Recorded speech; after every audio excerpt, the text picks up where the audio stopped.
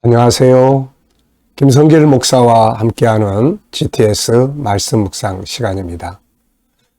오늘부터는 이제 또 7번째 묵상이 시작이 되겠습니다.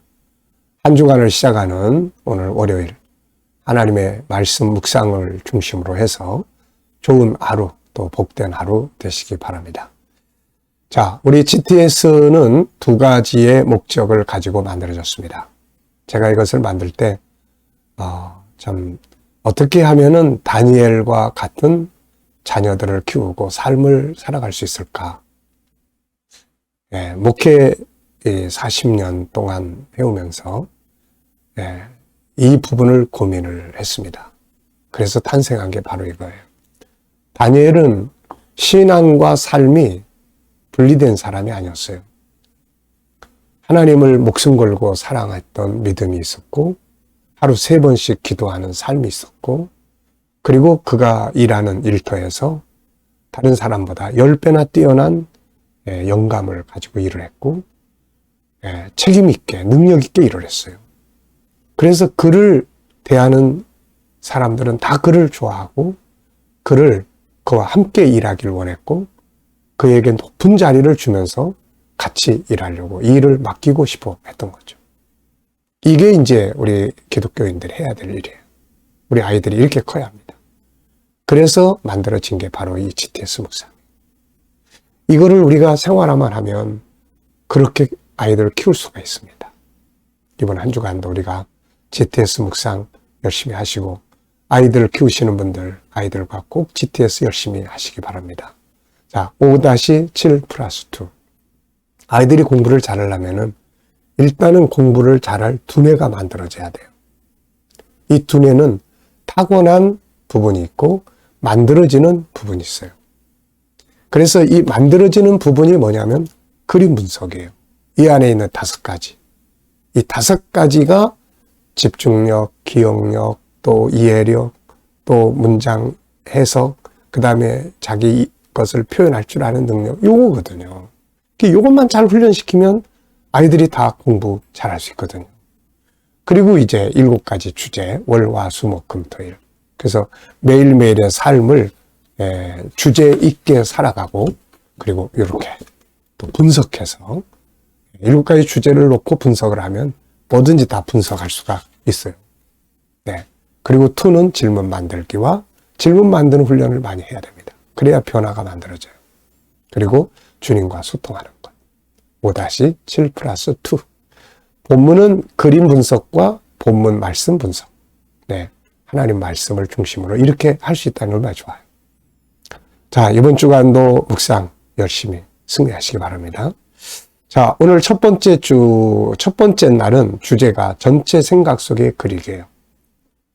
아이들이 어디 갔다 오면은 전체에 대한 이야기 한번 이야기해 볼 수 있다. 우리 독서 나눌 때 이게 첫 번째예요. 이 책의 전체 내용, 스토리 요약해서 이야기하기. 자, 제목을 정해보고 또 스토리텔링 해보시기 바랍니다. 이번 주간의 묵상은 이제 마태복음 7장으로 넘어가요. 산상순중에. 그래서 비판하지 말라 이 말씀인데, 자, 그 내용을 중심으로 그림이 쭉 올려져 있습니다.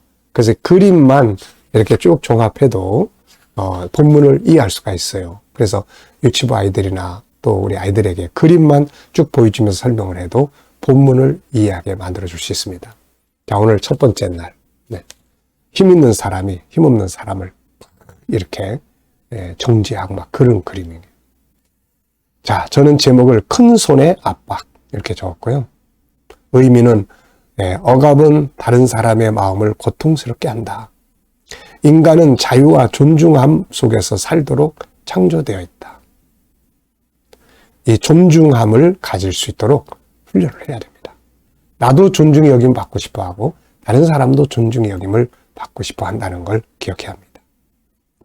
두 번째는 보이는 것, 안 보이는 부분 찾기예요. 항상 이 보이지 않는 부분에 관심을 둬야 됩니다.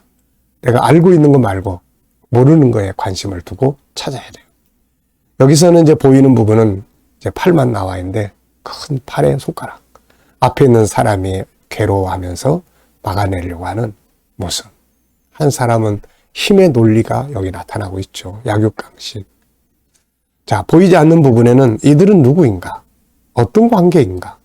왜 이러고 있나? 네. 또 공격하는 사람의 마음은 어떤가? 공격받는 사람의 마음 상태는 어떤가? 결과는 어떻게 될까? 이런 건 다 보이지 않는 부분이에요.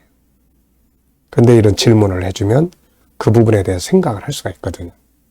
세 번째입니다. 그림에서 가장 중요한 것은 무엇인가요? 가장 중요한 것. 네, 존중감이 있어야 된다. 전 그렇게 적었습니다. 존중함. 네. 아이들이 때로는 화를 낼 때 부모가 왜 하느냐고 야단치는데 그거보다는 화를 낼 수밖에 없는 아이의 심리를 존중해 주는 거예요. 그리고 이유를 알고 그 이유를 도와줄 수 있는 이게 존중함이거든요. 그러면은 상처들을 안 받아요. 분노를 가라앉힐 수가 있어요. 화나는데 그냥 왜 화나냐고 더 야단치고 그러니까 얘는 더 화가 나는 거죠, 이게. 자, 연상법 훈련입니다. 연상법. 자, 이 내용, 그림이 간단하니까 기억하기 좋죠. 우선 큰 손이 손가락질을 해서 막 상대방을 억누르고 한쪽은 작아진 사람이 그걸 막아내려고 하는 이런 모습이죠. 자, 이것과 관계된 성경 말씀을 한번 생각을 해보시죠. 저는 요한복음 8장 음행한 여인, 네, 사람들이 다 돌 들고 죽이려고 할 때 예수님은 정죄하지 않으시고 또 뒤에 가서 보면 예수님은 나는 자유를 주기 위해서 왔다. 정죄하기 위해서 온 게 아니에요. 그래서 우리가 막 억압하는 삶을 살지 말고 괜찮아. 자유를 줄 수 있는 이 삶을 살아야 되죠. 마태복음 7장을 보면 비판하지 말라 이런 말씀 나오고요. 로마서 15장 1절에 보면 약한 자를 비난하지 말고 약한 자의 약점을 담당해라. 네. 참 그럼 얼마나 좋은 세상이 될까요? 자, 상상력 키우기입니다. 이 그림을 가운데 두고 앞에는 어떤 그림을 그리면 좋을까요? 아마 앞에는 이 약한 사람이 뭔가 열심히 하다가 실수하는 그림을 하나 그려보면 어떨까? 그랬더니 그냥 막 이렇게 난리가 난 거죠. 그리고 나니까 이제 이 뒤에 있는 사람은 자, 어떻게 될까요? 결국 떠나버리는 거죠. 난 여기서 도저히 감당할 수 없다. 상처받고, 네, 자신감도 잃어버리게 되고. 만약에 이게 바뀌어져가지고 안아주는 그런 손이 나타나서 괜찮아. 나도 그럴 수 있어. 그리고 이때 잘했는데 뭘. 실수 누구나 다 해. 걱정하지 마. 내가 뭘 도와줄까? 만약에 이런 그림이 딱 나타났다면 얼마나 좋을까요? 우리 한번 그렇게 해보시죠. 오늘도 실수하거나 뭔가를 잘못하는 사람을 보면은 억압하지 마시고 비난하지 말고 오히려 그 좋은 점 찾아내서 칭찬해주고 용기를 주는 그런 시간들 되보시기 바랍니다. 미래를 어떻게 살고 싶은가요? 그렇다면 지금 뭐를 해야 될까요? 네, 한번 또 적어보시고요. 자, 오늘의 본문은 마태복음 7장 1절부터 5절까지와 잠언 27장 21절입니다. 한번 읽어보죠. 비판을 받지 아니하려거든 비판하지 말라. 너희가 비판하는 그 비판으로 너희가 비판을 받을 것이요 너희가 헤아리는 그 헤아림으로 너희가 헤아림을 받을 것이니라. 어찌하여 형제의 눈 속에 있는 티는 보고 내 눈 속에 있는 들보는 깨닫지 못하느냐. 보라, 내 눈 속에 들보가 있는데 어찌하여 형제에게 말하기를 나로 내 눈 속에 있는 티를 빼게 하라 하느냐. 외식하는 자여 먼저 내 눈 속에서 들보를 빼라. 그 후에야 밝히 보고 형제의 눈 속에서 티를 빼리라. 잠언 27장 21절 도가니로 은을 풀무로 금을 칭찬으로 사람을 단련하느니라. 아멘. 비난 막 비판보다는 칭찬, 좋은 점 찾아주고 고마운 점 찾아주고 장점 찾아주고 그리고 자기부터 돌아보고 자기를 성숙시켜가는 네, 참 이게 정말 멋진 삶이에요. 자, 감사한 일 또 적어보시기 바랍니다. 어제 주일을 보내면서 감사한 일 뭐가 있는지 오늘 하루를 시작하면서 또 감사한 일들 적어보시고요. 미래에 대해서도 또 감사 적어보시기 바랍니다. 오늘의 주제는 이 본문을 오늘 그냥 다 내 속에 내용을 담는 시간입니다. 뭘 보면 내 안에 아이들이 이 훈련 많이 하면은 독서하면 그 전체 내용을 내 안에 다 그려놓을 수가 있어요. 책을 공부하면 그 내용에 대해서 내 안에 다 그려놓을 수가 있습니다. 얼마나 중요한 훈련입니까, 이게. 이렇게 하기 위해서는 네 가지를 꼭 해야 되는데, 첫째는 시작 부분, 끝 부분을 기억하는 거예요. 시작 부분, 끝 부분. 여기서는 시작 부분은 비판을 받지 아니하려거든 비판하지 말라. 끝 부분은 사람은 칭찬으로 사람을 단련한다. 시작 부분, 끝 부분. 그럼 이제 가운데 거 기억하기 좋죠. 자, 두 번째 이제 구조 정하는 거예요. 단락 정하는 겁니다. 국어든 사회든 뭐든 간에 단락을 정하는 거예요. 단락. 이렇게 해서 단락을 정하면 내용 이해하기도 좋고 기억하기도 좋아요. 이 훈련 꼭 많이 하셔야 돼요. 자, 오늘 여기는 구조를 저는 2, 3, 1 이렇게 적었어요. 2는 앞에 1절, 2절 비판하지 말라. 너희의 비판으로 비판받고 헤아림으로 너희가 헤아림받는다. 그 다음에 3절로 5절입니다. 이거는 내 눈 속에 있는 들보를 먼저 보고 그걸 빼라. 그 후에 형제의 눈에 티를 빼라. 이렇게 이제 이야기하고 있습니다. 그 다음에 1은 잠언 27장 21절이에요. 잠언 27장 21절. 이것도 이제 외우기 쉬운 방법이 뭐냐면은 27장 그러면은 뭐가 떠오릅니까? 3, 9, 27. 저는 신약 27. 그러면 이것도 기억하기가 쉬워져요. 이렇게. 뭔가 연상을 하면 기억하기 쉬워집니다. 예. 칭찬. 아, 이 칭찬의 말씀 어디 있지? 아, 신약 27권, 27장 잠언. 그리고 21절. 이렇게.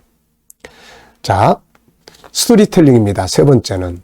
내용을 스토리로 이야기를 하게 하면, 그 다음에 이제 뭐 다 기억하는 거예요, 이거는. 그래서 아이들이 공부한 내용을 공부하고 끝나면 5%밖에 안 남아요. 이게 통계입니다. 근데 공부한 내용을 지가 누군가에게 이야기로 들려주면은 90%가 남아요. 이건 통계학에서 나온 거예요. 실질적으로. 그리고 실제로 그렇습니다. 자, 그래서 뭔가 책을 읽었으면 스토리, 이야기 나누는 거. 이거 아주 중요해요. 그러면 안 잊어버려요. 자, 여기에 본문에 대한 스토리텔링, 뭐, 한 줄로 적어도 되고, 두 줄로 적어도 되고, 다 적어도 되고 그래요. 저는 이렇게 적었습니다. 주님은 좋은 관계, 성공적 관계를 갖기 위한 방법을 말씀해 주셨다.